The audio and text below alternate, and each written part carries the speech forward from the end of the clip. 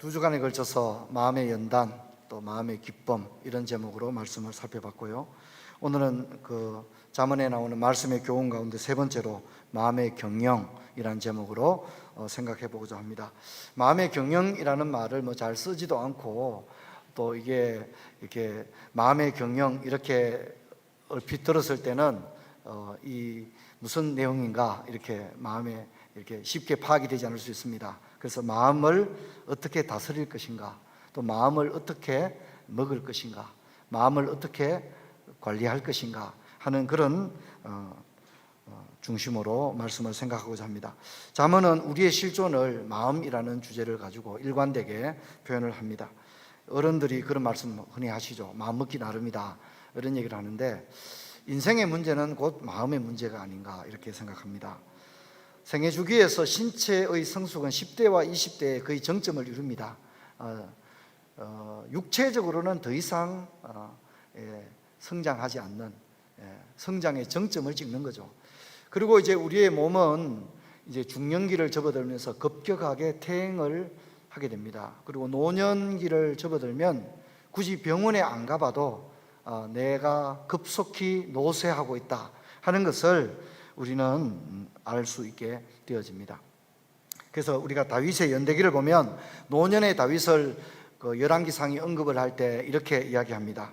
다윗 왕이 나이가 많이 늙으니 이불을 덮어도 따뜻하지 아니한지라 이렇게 표현한 걸 볼 수 있습니다. 이불을 덮어도 따뜻하지 않다.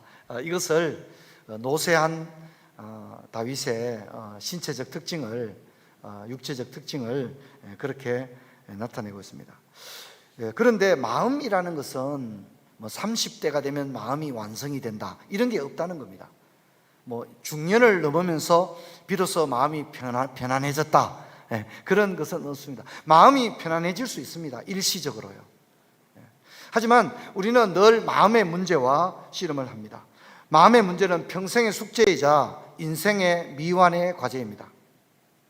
어떤 누구도 마음을 완전히 정복했다고 이야기할 수 있는 사람은 없습니다. 마음을 잡았는 것 같은데 어느 순간에 마음이 흔들립니다. 마음이 편안한 것 같은데 어느 순간에 소용돌이에 휩싸여서 마음이 온통 지옥이 되는 것입니다. 마음을 정복하거나 완전히 통제한다는 것은 어렵습니다. 평생을 거쳐서 우리는 마음의 문제와 씨름을 할 수밖에 없습니다. 그래서 야고보서를 보면 혀를 인간이 완전하게 통제할 수 없고 또 혀에 완전한 자는 없다 이렇게 이야기를 하고 있는데요.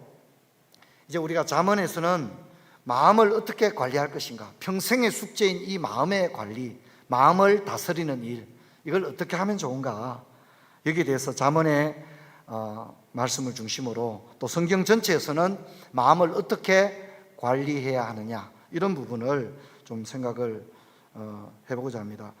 저는 이제 50 중반에 진입하면서 제가 이 설교를 준비하면서 생각을 해보니까 저는 참 평탄한 인생을 살아온 것 같아요. 부모님 또 할아버지 할머니 사랑도 많이 받았고 또 객지에 나와서 공부하고 또 교회를 개척해서 이렇게 오늘까지 오는 동안에 소위 이제 참 하나님께서 제게 인덕을 주셔서 좋은 동력자들을 많이 만나게 하셔서 마음에 어떤 큰 소용돌이, 마음의 병을 얻을 정도의 어떤 그런 고통 이런 것은 없었던 것 같아요. 그런데 제가 이제 작년 올해에 교단 일이라든가 노예 관련되는 일들, 또 교단 안에 노예 안에 또 이제 문제들이 많이 생겨서 재판국장이라든가 이런 일들도 좀 본의 아니게 하게 되었고, 또 올해는 제가 노회장을 맡고 있는데 우리 내 자신의 일과 제 자신의 목회와는 관계없이 공적 직무를 맡는 가운데 고소 고발도 당해보고 변호사를 선임해서 여러 가지 법률적 자문도 받아보고 이렇게 하니까 참 힘들더라고요. 소위 말해서 이런 걸 가지고 마음이 진짜 지옥이다 하는 것을 이런 걸 가지고 이렇게 얘기하나 보다 하는 그런 느낌을 가지게 되었습니다. 그래서 분명히 내 마음인데 내 마음을 내가 다스리고 그렇게 하는 게 그게 그래 뜻대로 되는 일은 아니구나 하는 것을 참 많이 느꼈습니다. 그래서 이렇게 좀 원래는 7월 초부터 일찍 휴가를 가지기도 해봤고 여러 가지를 했는데 이게 참 마음이 그냥 알약 하나를 먹고 마음이 편안해지면 얼마나 좋겠습니까? 근데 그렇지가 않은 거죠. 경치 좋은 곳에 가서 이렇게 좀 마음이 편안해지는가 싶어도 그렇지가 않은 겁니다. 그래서 사실 제가 이렇게 오늘 마음을 관리하고 다스리는 이 마음의 경영에 관한 설교를 하고 있지만 진짜 이 말씀이 지금 제 자신에게 참 필요하다 이런 생각을 해보게 됩니다. 여러분, 잠언에서 마음은 어떤 지위를 가질까요? 마음은 어느 정도의 중요한 위치를 차지하고 있을까요? 잠언이 지혜를 말하지 않습니까? 그런데 잠언은 지혜가 들어가는 출입구라고 말합니다. 마음으로 지혜가 들어가고 또 그렇게 들어간 지혜가 어디에 있느냐? 마음에 있다는 겁니다. 마음에 저장이 되고 마음에 머물게 되어진다. 그렇게 이야기를 합니다. 이런 그 잠언의 기조를 보면 마음을 어떻게 먹고 마음을 어떻게 관리하고 다스리느냐가 인생을 결정한다 해도 과언이 아니겠구나 이런 생각을 가지게 되는데 우리가 성경을 좀 한번 살펴봅시다. 먼저 잠언 2장 10절 우리 같이 읽겠습니다. 곧 지혜가 크게 읽겠습니다. 다시 읽습니다. 곧 지혜가 지혜가 어디에 들어간다고요? 마음에 들어간다 이렇게 표현하고 있습니다.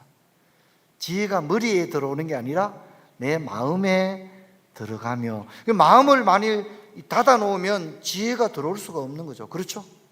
마음을 딱 이렇게 닫아 놓으면 하나님의 지혜가 들어갈 수가 없는 거예요. 지혜가 내 마음으로 들어가며 그렇게 이야기를 합니다. 자, 또 잠언 4장 4절 우리 같이 한번 읽어볼까요? 아버지가 내게 가르쳐 이르기를 내 말을 내 마음에 두라. 내 말이라고 하는 건 지혜죠. 그리고 하나님의 말씀이죠. 하나님의 말씀과 지혜를 어디에 두라고요? 마음에 두라는 겁니다. 근데 이 지혜를 마음이라는 저수지, 마음이라는 창고에 둬야 되는데 이 마음이 관리가 안 되는 거예요. 마음이 어지럽고 막 지옥이고 막 홍수가 난 것 같고 다 쓸려가 버리고 뒤죽박죽이 되고 이러면 그 지혜의 말씀, 생명의 말씀을 우리 마음에 둘 수가 없겠죠.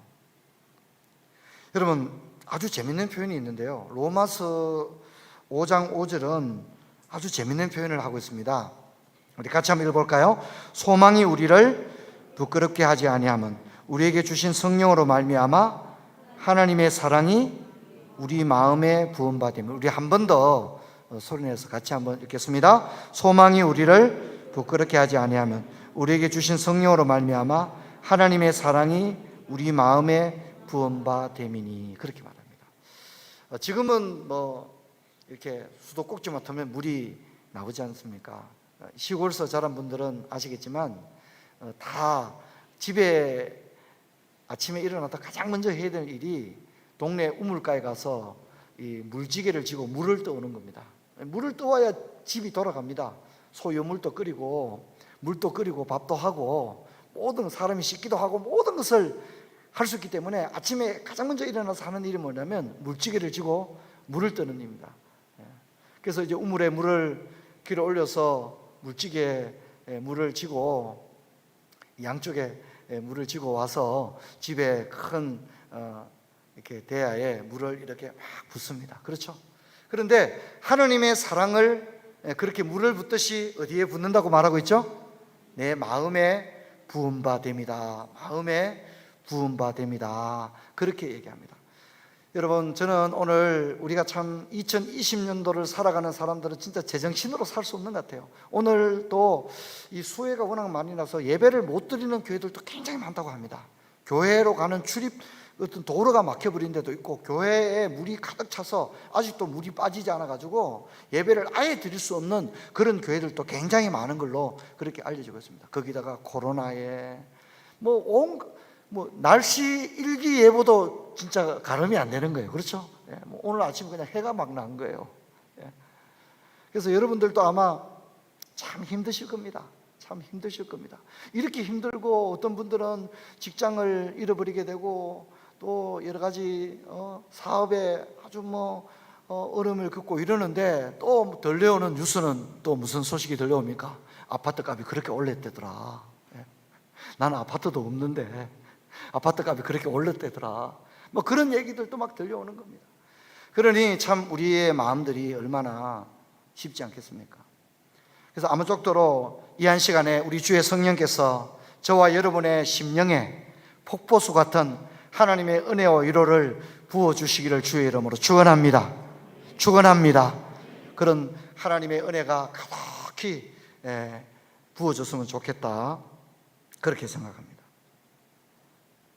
여러분, 사도 바울이 빌립보에 복음을 전할 때 그 루디아라고 하는 여자가 예수를 믿게 되잖아요. 근데 그 장면을 보게 되면 성경이 이렇게 얘기합니다. 하나님께서 루디아의 마음을 열어 하나님의 말씀을 듣게 하시니, 그렇게 이야기합니다.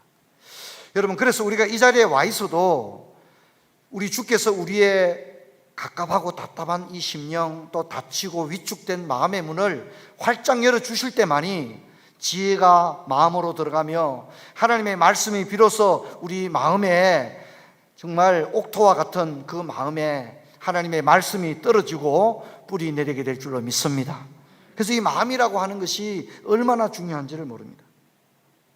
또한 로마서 10장을 보면 이 마음은 우리 신앙의 출발점이라고 이야기하고 있는데요, 우리 같이 한번 로마서 10장 10절 같이 읽겠습니다. 사람이 마음으로 믿어 의에 이르고 입으로 시인하여 구원에 이르느니라, 그렇게 말합니다. 또한 로마서와 고린도 후서를 보면 하나님의 말씀을 우리 마음판에 새겼다, 그렇게 이야기를 하는 것을 볼 수 있습니다.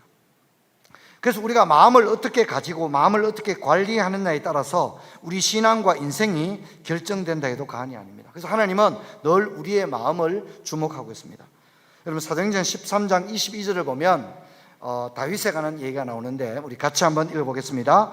패하시고 다윗을 왕으로 세우시고 정언하여 이르시되 내가 이새의 아들 다윗을 만나니 내 마음에 맞는 사람이라 내 뜻을 다 이루리라 하시더니, 그렇게 말합니다. 여러분, 우리도 마음 맞는 사람들끼리 뭘 하고 싶듯이 하나님도 하나님의 마음에 맞는 사람을 만나서 하나님의 뜻을 이루고자 한다는 것입니다.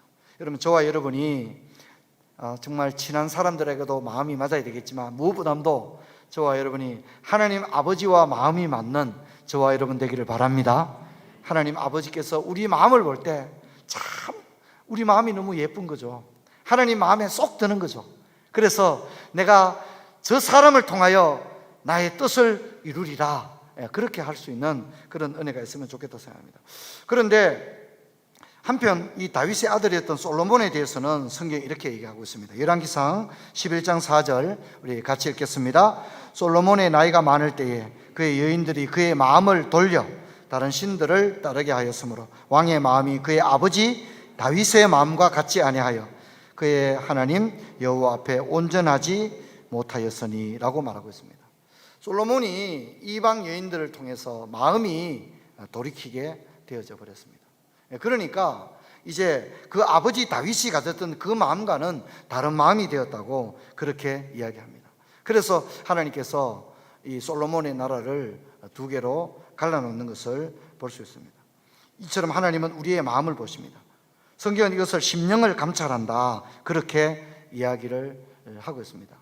믿음의 사람이었던 다윗도 우리의 아내 바세바를 범하고 난 다음에 그가 느꼈던 어떤 고통 가운데 하나가 마음이었습니다. 그래서 다윗이 뭐라고 기도합니까? 하나님, 내 속에 정한 마음을 창조하시고 라고 기도하는 걸 볼 수 있습니다. 마음이 그냥 지옥이 되어버린 거죠. 그래서 하나님, 내 마음을 다시 한번 정결케 하여 주옵소서, 이렇게 기도하는 것을 볼 수 있습니다. 그래서 성경은 곳곳에서 하나님을 향하여 우리의 마음을 정결케 하라고 그렇게 권고하고 있습니다. 예수님께서도 마음을 늘 강조하고 계셨는데요, 마가복음 7장 6절 우리 같이 읽겠습니다. 이 백성이 입술로는 나를 공경하되 마음은 내게서 멀도다, 이렇게 얘기를 합니다. 그래서 많은 사람이 호산나 다윗의 자손 예수를 찬양했지만 실제로 그들의 마음이 주님에게 향해 있는 것은 아니었다는 거죠. 오히려 그들은 기적을 보고 환호했고 어떤 종교적인 이벤트 이런 데 더 마음을 빼앗겼지 정작에 주님을 사랑한 것은 아니었다는 것입니다. 우리도 마찬가지입니다. 우리가 술, 담배 안 한다 그러면 믿음 생활 잘하는 겁니까? 나는 십계명 말씀처럼 우상에게 절도하지 않고 토정 비결도 안 보고 굿도 안 하고 점도 안 친다. 그럼 우리 신앙이 좋은 겁니까? 아닙니다. 여러분, 그건 착각입니다. 여러분, 우리는 그런 어떤 종교적인 항목 몇 가지를 지켰다고 해서 내 신앙이 좋다고 생각하는 것은 진정한 착각입니다. 오히려 성경은 그렇게 말하지 않습니다. 여러분, 십계명을 예수님께서 어떻게 설명해 주셨습니까? 마음을 다하고 성품을 다하고 힘을 다하여 주 너의 하나님 여호와를 사랑하라고 했습니다.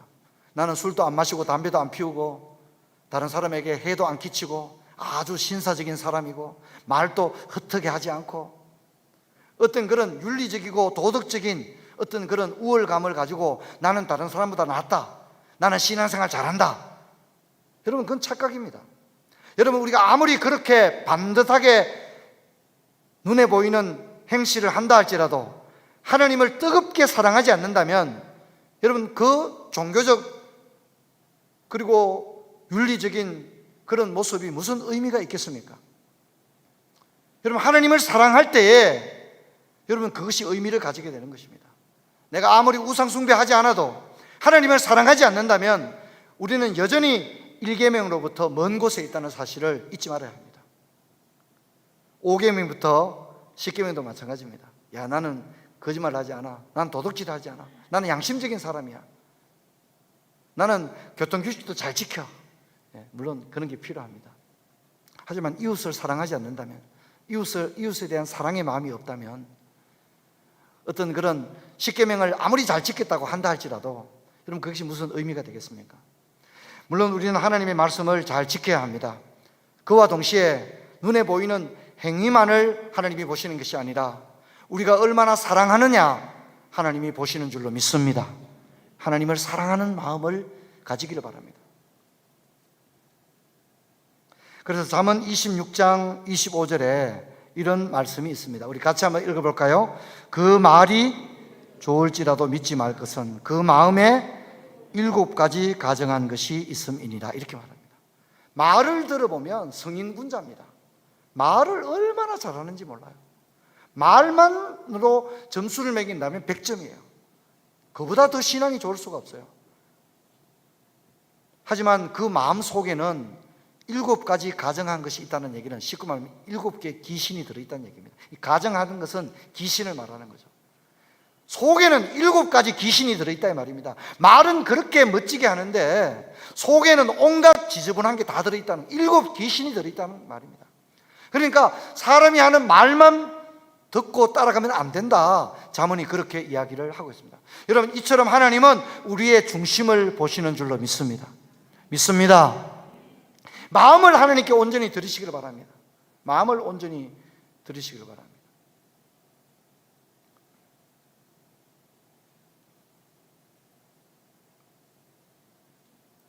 여러분, 그렇다면 우리는 어떻게 마음을 다스려야 할까요? 어떻게 마음을 관리해야 할까요? 정말 참 어렵습니다. 여러분, 한번 그 휴가 때 서점에 가보면 의외로 마음 다스리기 이렇게 검색을 해보면 책이 진짜 많습니다. 사람들이 마음을 좀 다스리는 데 어떤 조언을 받기를 원하는 거죠. 그래서 마음 관리, 마음 다스리기 이렇게 검색을 해보면 진짜 책이 많습니다.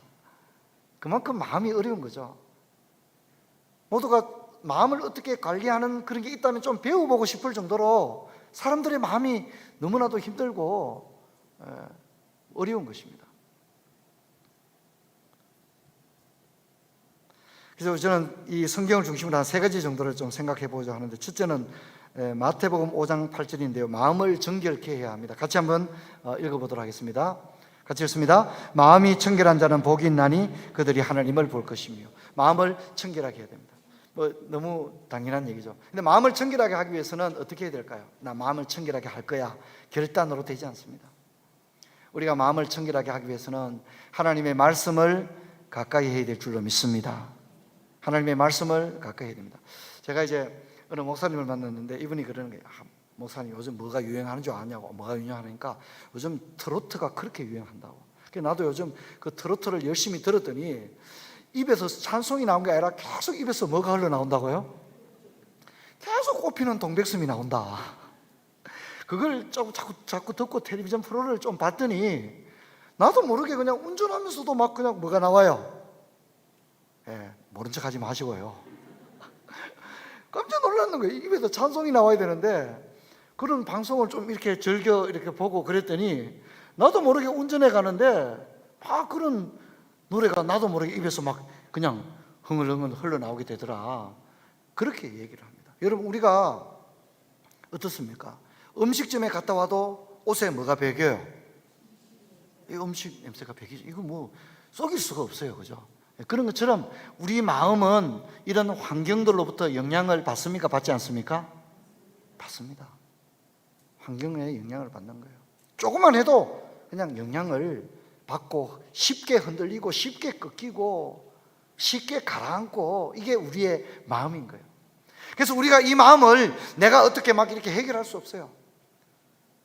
그래서 우리는 살아있는 생명의 말씀을 늘 가까이 할 때 비로소 우리 마음이 올바르게 세워지고 그렇게 되는 것입니다. 또한 기도해야 됩니다. 우리가 시험에 들지 않도록 늘 깨어서 기도해야 됩니다. 기도가 없으면 마음의 뚝이 제방이 무너지는 것하고 똑같습니다. 기도하지 않으면 신앙이 무너지는 것은 시간 문제입니다. 그래서 늘 깨어서 기도하는 그런 마음을 가져야 합니다. 그래서 우리가 성경을 같이 한번 볼 텐데요. 에베소서 5장 16절에서 21절 한번 찾겠습니다. 에베소서 5장 16절에서 17절, 16절에서 21절 같이 읽습니다. 세월을 아끼라. 때가 악하니라. 그러므로 어리석은 자가 되지 말고 오직 주의 뜻이 무엇인가 이해하라. 술 취하지 말라. 이는 방탕한 것이니 오직 성령의 충만함을 받으라. 시와 찬송과 신령한 노래들로 서로 화답하며 너희 마음으로 주께 노래하며 찬송하며 범사에 우리 주 예수 그리스도의 이름으로 항상 아버지 하나님께 감사하며 그리스도를 경외함으로 피차 복종하라. 피차 복종하라. 그래서 우리의 마음을 다스리기가 진짜 어렵습니다. 술 취하지 말라고 그랬습니다. 세상 문화 또 세상의 어떤 그런 세속적인 그런 것들, 거기에 눈을 빼앗기고 기가 빼앗기고 마음을 빼앗기게 되면요, 신앙이 무너지는 겁니다. 여러분, 내 신앙이 어떤 신앙인 줄 아십니까? 여러분, 그런 소리 하지 마십시오. 여러분 신앙이 아무리 대단해도 무너지는 건 시간 문제입니다. 여러분, 인정하십니까? 네, 인정하셔야 합니다. 무너지는 것은 시간 문제입니다. 내가 청년부 회장도 하고 내가 내 신앙이 어떤 줄 압니까? 여러분, 무너지는 것입니다. 모두가 무너지는 것입니다. 그래서 함부로 생활하면 안 됩니다. 술 취하면 안 됩니다. 세상의 음란한 문화, 타락한 문화, 탐욕으로 넘치는 그런 문화에 자신을 빼앗겨버리게 되면 신앙이 뚝이 무너지는 겁니다. 그래서 언제나 절제된 생활, 그리고 하나님과 동행하는 생활, 말씀과 기도를 언제나 가까이 하는 그런 저와 여러분 되기를 주의 이름으로 축원합니다.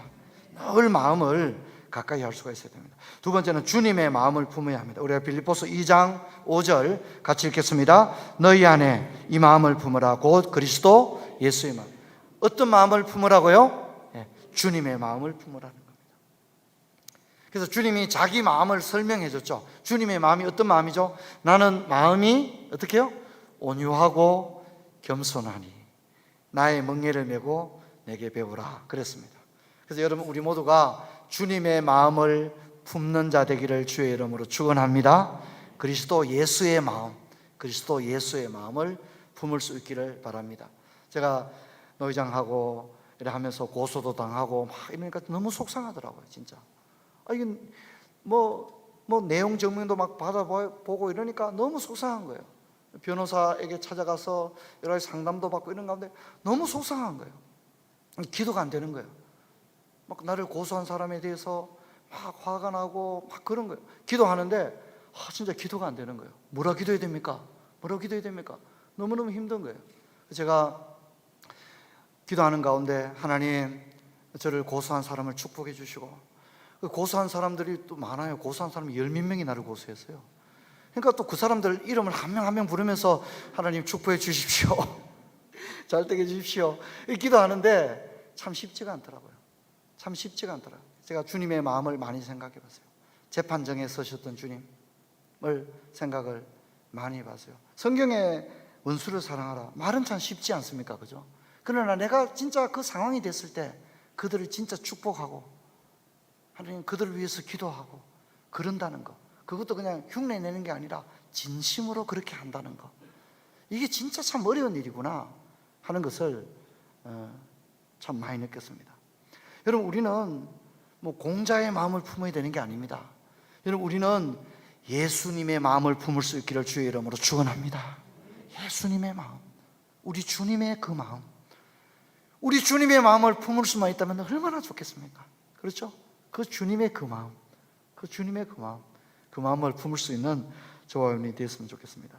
그리고 마지막으로는, 그리고 이 마음의 저수지에 하나님의 말씀으로 가득 채워야 합니다. 하나님의 말씀으로 가득 채워야 되는데, 데살로니가전서 2장 13절 우리 같이 한번 읽어보겠습니다. 그러므로 우리가 하나님께 끊임없이 감사함은 너희가 우리에게 들은 바 하나님의 말씀을 받을 때에 사람의 말로 받지 아니하고 하나님의 말씀으로 받음이라. 진실로 그러하도다. 이 말씀이 또한 너희 믿는 자 가운데서 역사하느니라. 아멘. 데살로니가 성도들이 사도가 전한 말씀을 들을 때 하나님의 말씀으로, 사람의 말이 아닌 하나님의 말씀으로 받았다는 겁니다. 여러분도 그런 마음으로 하나님의 말씀을 받기를 주의 이름으로 축원합니다. 목사님이 주의 종을 통해서 하나님의 말씀을 대응하실 때에 그 말씀을 인간적인 차원에서 말씀을 받으면 안 됩니다.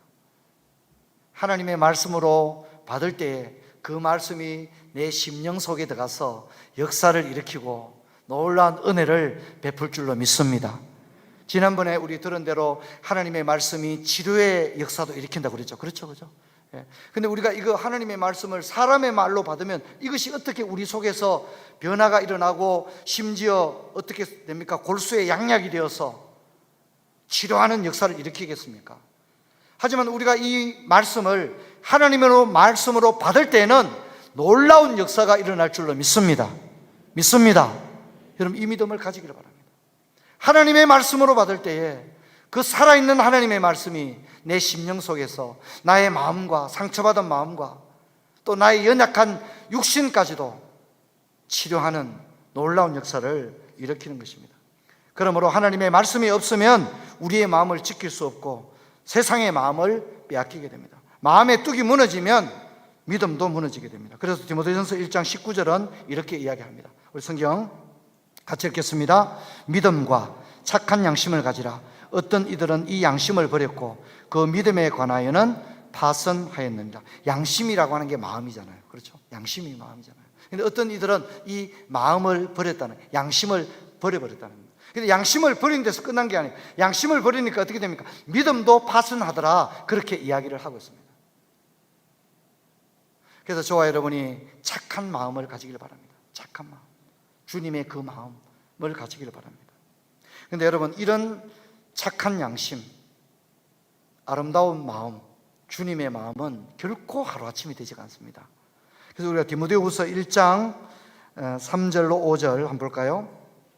디모데후서 1장 3절에서 5절 같이 읽습니다. 내가 밤낮 간구하는 가운데 쉬지 않고 너를 생각하여 정결한 양심으로 조상적부터 섬기는 하나님께 감사하고 내 눈물을 생각하여 너 보기를 원하면 내 기쁨이 가득하게 하려니 이는 내 속에 있는 거짓이 없는 믿음이 있음을 생각함이라. 이 믿음은 먼저 내 외조모로 이스와 내 어머니 유니게 속에 있더니 내 속에도 있는 줄을 확신하노라. 아멘. 사도가 어린 디모데를 바라봤을 때 그에게서 어떤 특징적인 게 발견됐어요. 그게 뭐냐면 정결한 양심이었다는 거예요. 정결한 양심. 정결한 양심이 뭐예요? 깨끗한 마음이란 말이죠. 그죠? 너무 마음이 깨끗한 거예요, 디모데를 보니까. 근데 그게 하루아침에 된 게 아니란 말입니다. 그의 외할머니에게서, 그리고 그의 어머니에게서 네 조상적부터 섬겨오는 하나님이 너 가운데 정결한 양심을 심어 놓으셨다고 그렇게 이야기를 하고 있습니다. 여러분, 우리 아이들이 어릴 때부터 하나님의 말씀을 가까이 하는 건 너무나도 중요합니다. 여러분, 아이들이 어릴 때부터 여호와를 경외하는 것은 너무너무 중요합니다. 아이들이 장성해서 대학생만 되어도 부모님 말을 안 듣습니다. 아이들이 오히려 부모 가르치려고 그러죠. 다 때가 있는 것입니다. 여러분, 어릴 때부터 이 디모데처럼, 사무엘처럼 어릴 때부터 여호와를 경외하고 하나님의 말씀으로 정결한 양심을 지닌 청년으로 성장케 되어지는 그런 은혜가 있기를 주의 이름으로 축원합니다. 너무나도 소중하고 아름다운 일인 것입니다. 잠언은 16장 1절과 9절에서 사람의 마음과 사람의 계획은 하나님께 있다고 분명히 이야기를 합니다. 그리고 오늘 우리가 여러 성경 구절을 살펴본 대로 결국은 인생의 모든 문제는 마음의 문제라는 것이고, 마음으로부터 이미 결정이 난다는 것을 오늘 충분히 살펴봤습니다. 오늘 세 가지 살펴본 대로 마음을 정결케 하고, 또 주님의 마음을 품고 마음의 저수지에, 마음의 창고에 생명의 말씀으로 가득 채우는 저와 여러분 되기를 바라며, 또 이것을 여러분 자녀 때부터 정결한 양심으로 아이들을 세워나가는 이 복된 은혜가 저와 여러분에게 있기를 주의 이름으로 축원합니다. 자리에서 일어나겠습니다. 하나님 아버지, 감사합니다. 오늘 잠언 16장의 말씀을 통해서 우리의 마음을 관리하고 다스리는 것에 대해서 생각을 했습니다. 내 마음이지만 결코 내 마음을 내가 다스릴 수 없다는 것을 알기에 내 마음에 하나님의 말씀으로 채우고, 또 마음을 다하여 하나님을 사랑할 수 있는 저희들 되게 하여 주옵소서. 특별히 우리 어린 자녀들이 어릴 때부터 정결한 양심으로 세워나가는 그런 은혜가 있게 하여 주옵소서. 너무나도 혼탁하고 타락한 시대입니다.